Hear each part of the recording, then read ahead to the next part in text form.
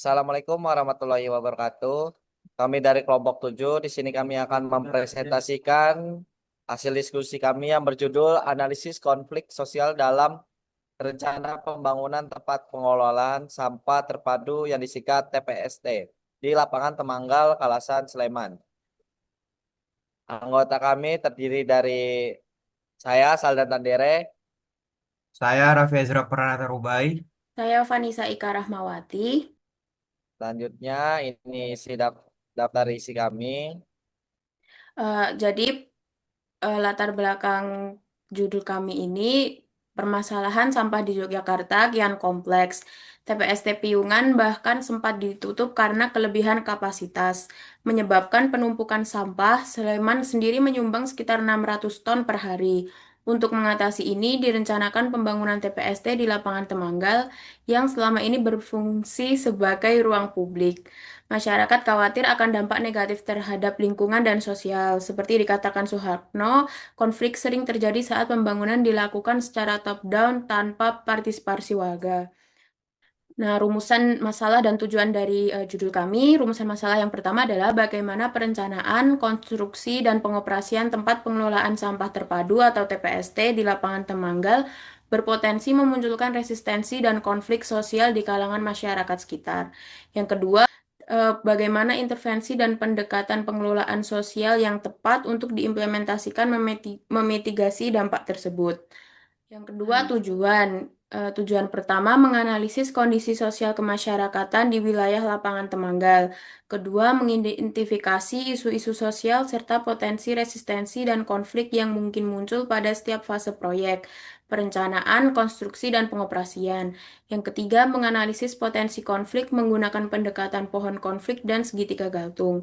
Yang keempat, merumuskan rekomendasi intervensi dan pendekatan pengelolaan sosial yang tepat untuk memitigasi potensi resistensi dan konflik sosial dalam perencanaan pembangunan TPST Lapangan Temanggal.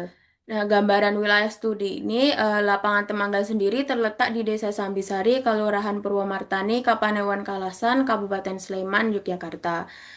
Batas utara lapangan tersebut SD Negeri Temanggal dan pemukiman kurang lebih 50 meter. Untuk selatan pemukiman kurang lebih 50 meter. Bagian barat lahan pertanian kurang lebih 50 meter. Bagian timur pemukiman warga kurang lebih 30 meter. Dan barat daya berbatasan juga dengan Gereja Katolik Santo Ignatius kurang lebih 100 meter.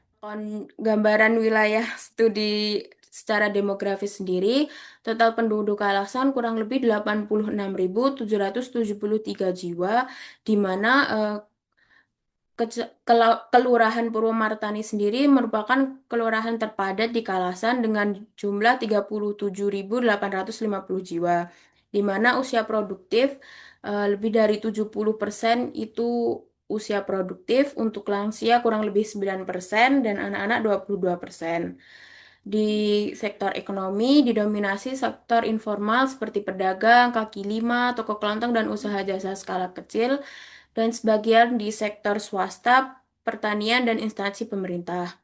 Serta kondisi sosial masyarakat sendiri, yaitu ruang publik multifungsi seperti dijadikan tempat senam, futsal, upacara, dan acara lintas agama.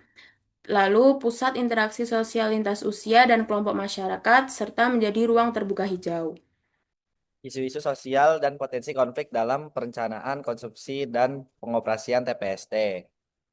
Tahap perencanaan, isu sosial, masyarakat menolak rencana pembangunan TPST karena adanya stigma negatif serta kekhawatiran terhadap dampak lingkungan yang mungkin terjadi. Kurangnya penyampaian informasi yang cukup kepada masyarakat mengenai manfaat dan teknologi yang akan digunakan. Terdapat keraguan mengenai transparansi dalam proses pemilihan lokasi dan pengambilan keputusan.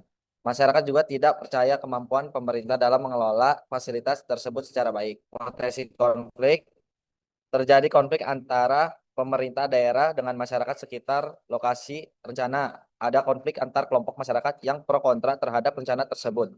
Terjadi konflik kepentingan antara investor, pemerintah, dan masyarakat. Jika melibatkan pembebasan atau perubahan fungsi lahan, maka berpotensi terjadi konflik mengenai lahan itu sendiri. Selanjutnya, tahap konstruksi, isu sosialnya, aktivitas sehari-hari warga terganggu karena konstruksi seperti kebisingan, debu, lalu lintas kendaraan yang padat. Masyarakat, terutama anak-anak dan lansia, khawatir tentang keselamatannya di sekitar lokasi proyek. Usaha kecil dan aktivitas ekonomi lokal mengalami dampak sementara akibat keadaan tersebut. Masuknya pekerja konstruksi dari luar daerah bisa menyebabkan gesekan sosial. Tidak pastinya jadwal selesainya proyek membuat masyarakat merasa cemas secara berkepanjangan. Potensi konfliknya, kontraktor dan masyarakat bisa terjadi konflik karena gangguan dari proyek konstruksi. Terjadi pula konflik antara pekerja lokal dengan pekerja yang datang dari luar daerah. Konflik juga bisa terjadi terkait ganti rugi lahan atau kerugian ekonomi yang dialami warga. Selain itu, kerusakan infrastruktur lokal selama proses konstruksi juga bisa memicu konflik. Selanjutnya, tahap pengoperasian isu sosial, kekhawatiran masyarakat terhadap rencana pembangunan TPST tidak hanya bersifat instan, tetapi juga menjangkau dampak jangka panjang. Salah satu pemicu utama resistensi adalah kekhawatiran serius terhadap pencemaran udara, air, dan tanah yang mungkin terjadi di masa mendatang. Meskipun teknologi TPST diklaim modern, selain itu muncul pula stigma sosial terhadap daerah sekitar TPST yang dapat berakibat pada penurunan citra lingkungan dan yang terpenting mempengaruhi nilai properti mereka. Masyarakat juga menyimpan ketidakpuasan terhadap manajemen operasional dan pemeliharaan fasilitas pengelolaan sampah di masa lalu, menimbulkan keraguan akan kemauan pengelolaan TPST yang baru. Tak kalah penting, masalah bau dan estetika yang mengganggu kenyamanan hidup sehari-hari yang menjadi perhatian besar, diikuti oleh kekhawatiran kesehatan jangka panjang yang menimpa masyarakat sekitar akibat paparan polusi dari operasional TPST. Potensi konfliknya, konflik antara operator TPST dengan masyarakat sangat mungkin terjadi, terutama jika ada keluhan berulang terkait operasional fasilitas yang mengganggu kenyamanan warga. Selain itu, konflik internal masyarakat sendiri dapat muncul, misalnya terkait pembagian manfaat ekonomi yang mungkin ditawarkan TPST atau isu kompensasi yang dirasa tidak adil. Proyek ini juga berpotensi memicu konflik dengan pemerintah daerah jika ditemukan adanya pelanggaran standar operasional yang ditetapkan, yang bisa merusak kepercayaan publik lebih jauh. Terakhir, apabila TPST ini dirancang untuk melayani beberapa wilayah sekaligus, ada resiko konflik antar wilayah jika kontribusi sampah atau distribusi manfaat dari TPST dirasa tidak seimbang antar daerah yang dilayani. Selanjutnya ada resolusi atau pendekatan kemungkinan munculnya konflik. Yang pertama, pohon konflik.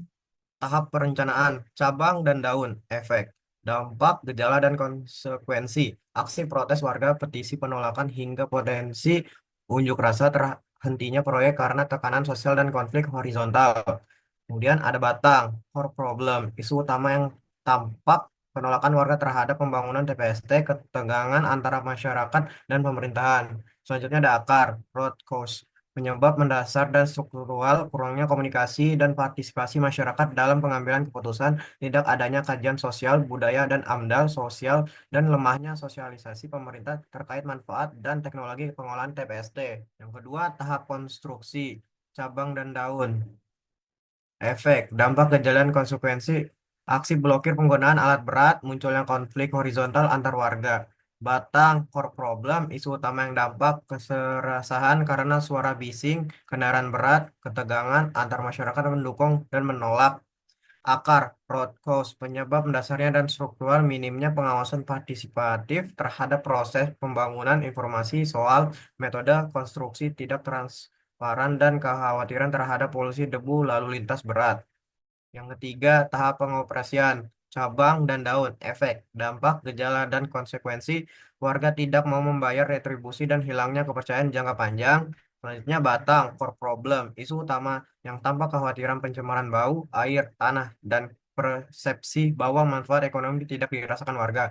Selanjutnya, akar, root cause, penyebab mendasarkan, penyebab mendasar dan struktural, tidak ada sistem pengaduan warga, kurangnya edukasi tentang teknologi, pengolahan sampah, tidak jelasnya pengolahan dampak lingkungan. Segitiga galtung, perencanaan, attitude. Warga merasa tidak diajak berbicara, behavior, petisi, demo kecil, contradiction, proyek dirancang tanpa kompensasi lokal. Konstruksi attitude, warga merasa proyek jalan terus meski ditolak. Behavior, pemblokiran alat berat, pasif agresif, tidak mau memberi akses. Contradiction, beban langsung dirasakan warga. Debu, bising, tidak ada perlindungan. Operasi attitude, takutan terhadap dampak jangka panjang. Behavior, menolak bayar retribusi, mengulung ke media. Contradiction, manfaat tidak dirasakan, tetapi beban pencemaran tetap ada. Solusi dan rencana pengolahan sosial. Yang pertama, transportasi dan komunikasi terbuka melalui penyampaian informasi proyek secara jujur dan berkelanjutan. Kedua, partisipasi inklusif warga dengan melibatkan masyarakat sejak perencanaan hingga pengawasan proyek. Yang ketiga, kompensasi sosial yang adil melalui penyediaan fasilitas pengganti dan program pemberdayaan ekonomi lokal. Yang keempat, teknologi ramah lingkungan dengan sistem modern untuk menekan dampak bau, lalat, dan polusi. Yang terakhir, edukasi perilaku sampah melalui kampanye intensif tentang pemilihan dan pengurangan sampah dari sumbernya. Nah, kesimpulan dari topik kita adalah pembangunan TPST di lapangan Temanggal adalah solusi atas krisis sampah di Sleman, namun beresiko menimbulkan konflik karena lokasinya berada di ruang publik vital warga. Potensi konflik muncul di semua tahap proyek akibat minimnya partisipasi masyarakat dan kurangnya transparansi. Diperlukan pendekatan resolusi seperti pelibatan warga, kompensasi adil, teknologi ramah lingkungan, dan edukasi agar proyek dapat diterima dan berkelanjutan secara sosial. Ya, ini beberapa referensi dari kami. Sekian dari kelompok kami. Kurang lebihnya mohon maaf. Wassalamualaikum warahmatullahi wabarakatuh.